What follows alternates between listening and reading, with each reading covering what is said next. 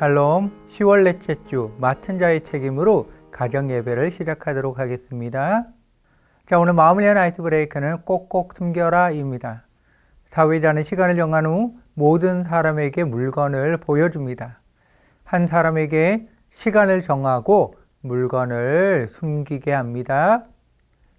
시간이 되면 다른 사람들은 정한 시간 안에 물건을 찾습니다. 다양한 물건을 찾게 해도 됩니다. 그런데 정리정돈은 필수입니다. 재미있는 시간 되세요.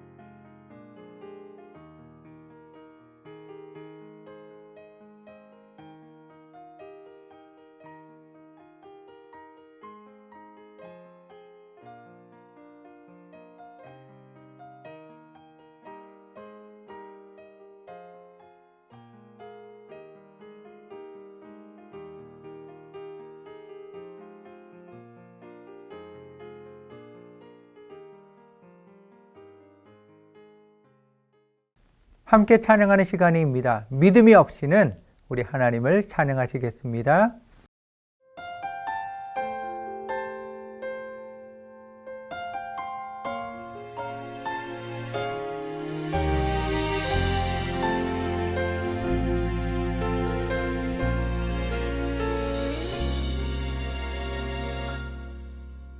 주님, 제 마음이 너무 둔해서 주님을 볼 수 없습니다.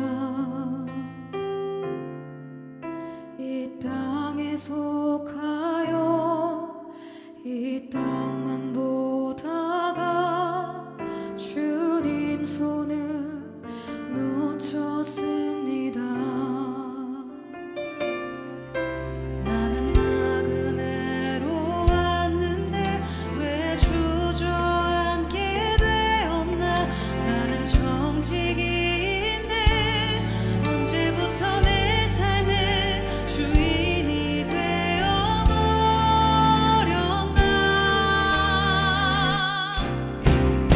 믿음이 없이는 기쁘시게 못하나니 고된 수고도 그것 때문이라. 믿음이 없어서 무너진 삶의 모든 자리에 다시 주님의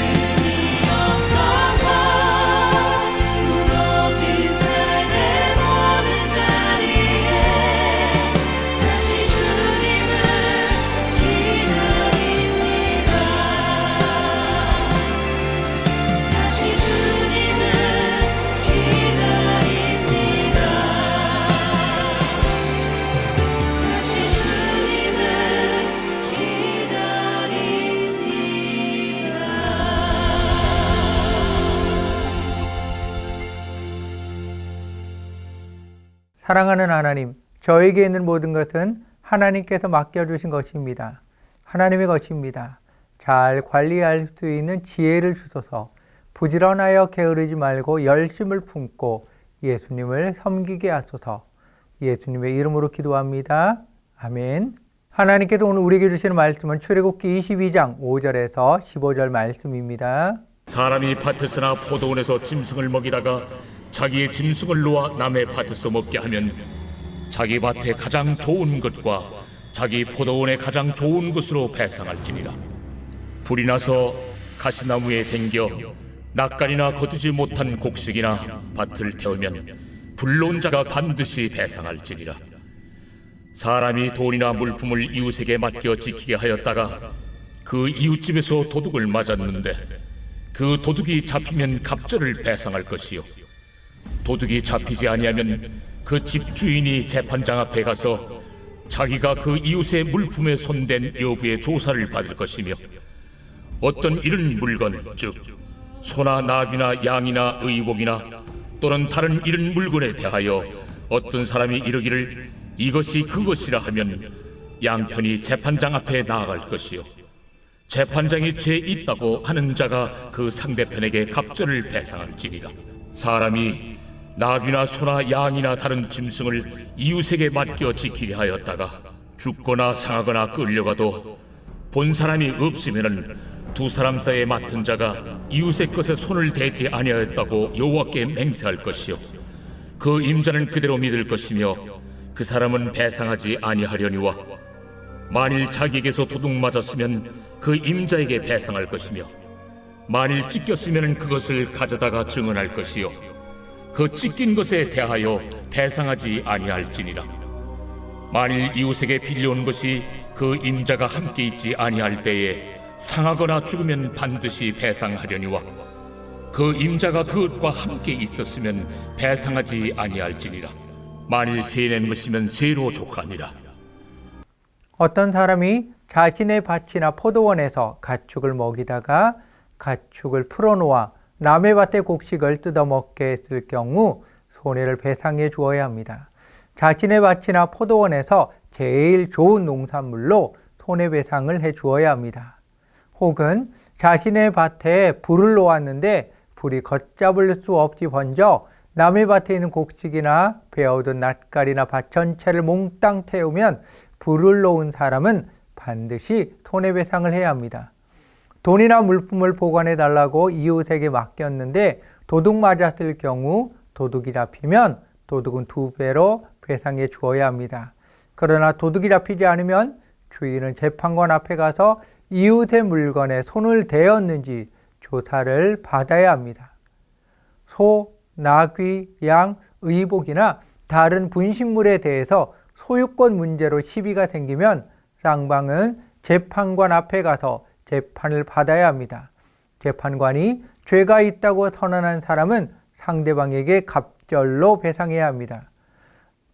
나귀, 소, 양, 다른 짐승을 이웃에게 맡겨서 지키게 했는데 짐승이 죽거나 상처를 입거나 끌려가도 본 사람이 없다면 맡은 사람이 이웃의 짐승에 손을 대지 않았다고 하나님 앞에 맹세해야 합니다. 그러면 짐승의 주인은 그대로 믿어야 하며 짐승을 맡은 사람은 배상하지 않아도 됩니다. 그러나 그 짐승이 도둑을 맞았으면 그것을 맡은 사람이 주인에게 배상해야 합니다. 만일 그 짐승이 맹수에게 찢겨 죽었으면 증거물을 가져와서 제시해야 됩니다. 그러면 짐승을 맡은 사람은 배상하지 않아도 됩니다. 어떤 사람이 이웃에게서 짐승을 빌려왔는데 임자가 없는 동안 그 짐승이 상처를 입거나 죽으면 손해를 반드시 배상해야 합니다. 그러나 임자가 짐승과 함께 있을 때 짐승이 상처를 입거나 죽는 경우가 일어나면 짐승을 빌려온 사람이 배상할 필요가 없습니다. 만약 짐승이 세를 낸 것이면 이미 쇳돈을 주고 가져왔기에 배상하지 않아도 됩니다. 하나님께서는 남의 물건을 도둑질한 사람에게만 무거운 배상 책임을 지우지 않으셨습니다. 자신의 소유를 제대로 관리하지 않고 다른 사람에게 함부로 맡겼다가 잃어버린 사람에 대해서도 무거운 책임을 지우셨습니다.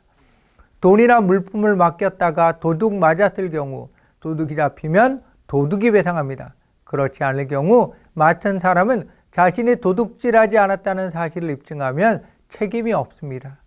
나귀나 소나 양을 도둑 맞았을 경우 맡은 사람이 자신의 손을 대지 않으면 배상의 책임이 없습니다. 여호와께 맹세하면 결백한 것으로 믿었습니다. 세를 받고 짐승을 빌려왔으면 주인이 있는 상태에서 짐승이 죽거나 상하면 배상의 책임이 없습니다. 우리는 원상복귀가 원칙입니다. 그러나 하나님께서는 다른 사람에게 맡긴 경우 맡겨서 도둑 맞았으면 책임은 소유주에게 있음을 말씀하십니다. 이것은 물건을 맡은 사람에 대한 보호입니다. 남의 물건을 맡아서 관리하는 사람은 가난한 사람입니다. 그 사람에게 배상의 책임까지 지운다는 것은 노예가 되라고 하는 것입니다. 그리고 우리의 모든 소유는 나의 것이 아니라 하나님의 것입니다. 하나님께서 나에게 맡겨주신 것입니다. 따라서 내가 책임을 지고 철저하게 관리해야 합니다. 다른 사람에게 맡기는 것은 바른 자세가 아닙니다. 믿고 맡겨주신 것, 우리는 선한 청지기로 잘 관리해야 합니다. 잘 관리하기 위해 연구하고 돌보고 관찰하며 노력해야 합니다. 맡은 자는 자신이 도둑질하지 않았다는 사실을 분명히 증명해야 합니다. 선한 목자는 자신이 맡은 가축을 위해 목숨을 버립니다. 맹수가 가축을 물고 가면 목자는 끝까지 찾아가 찢긴 것을 가져오므로 자신을 증명해야 합니다. 만약 맡은 짐승을 도둑이나 맹수에게 빼앗겼는데도 상처 하나 없고 옷이 말끔하면서 자신이 도둑이 아니라고 말한다면 어느 누가 믿겠습니까? 따라서 맡은 자는 자신이 맡은 일을 끝까지 책임져야 합니다. 맹수나 도둑이 오면 자신의 목숨을 걸고 싸워야 합니다. 도망을 치면 사꾼입니다. 사꾼은 목자가 아닙니다. 양을 모릅니다. 사꾼은 목자가 아니요 양도 제 양이 아니라 이리가 오는 것을 보면 양을 버리고 달아나나니 이리가 양을 물어가고 또 해치느니라. 여러분은 선한 목자입니까? 사꾼입니까? 오늘의 말씀을 기억하며 하나님께서 나에게 주신 말씀을 나누는 시간입니다. 나의 모든 것은 하나님께서 나에게 잘 관리하라고 맡겨주심을 믿습니까? 하나님께서 맡겨주신 것을 내가 직접 잘 관리하고 있습니까? 서로 나누시기 바랍니다.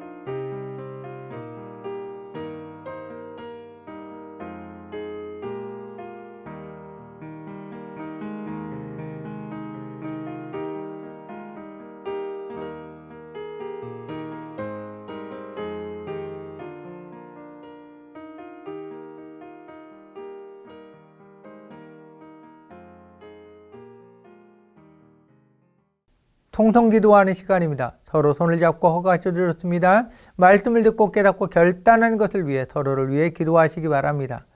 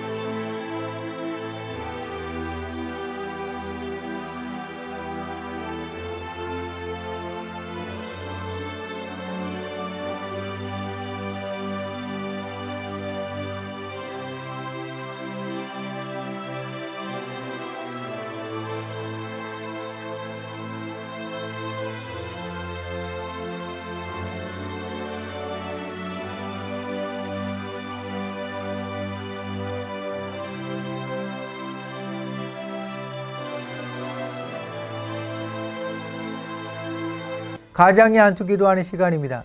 가장 되시는 분은 가족의 머리 위에 손을 얹고 축복 기도하시기 바랍니다.